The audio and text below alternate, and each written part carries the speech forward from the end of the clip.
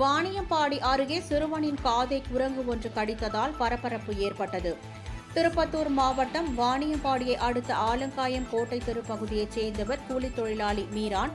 இவரது மகன் முகமது தல்கா தனது வீட்டிற்கு வெளியே விளையாடிக் கொண்டிருந்த போது அங்கு சுற்றித் திரிந்த குரங்கு ஒன்று சிறுவன் முகமது தல்காவை ஓட விரட்டி அவனது காதை கடித்தது.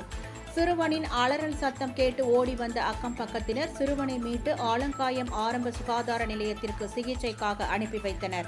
அங்கு சிறுவன் முகமது தல்காவிற்கு மருத்துவர்கள் சிகிச்சை அளித்த பின் சிறுவன் நலமுடன் வீடு திரும்பினான்.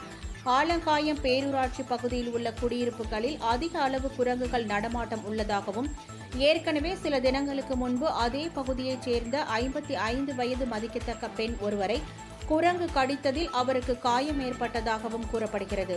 எனவே குரங்குகள் நடமாட்டத்தை கட்டுப்படுத்த வனத்துறையினர் உரிய நடவடிக்கை எடுக்க வேண்டும் என அப்பகுதி மக்கள் கோரிக்கை விடுத்துள்ளனர்.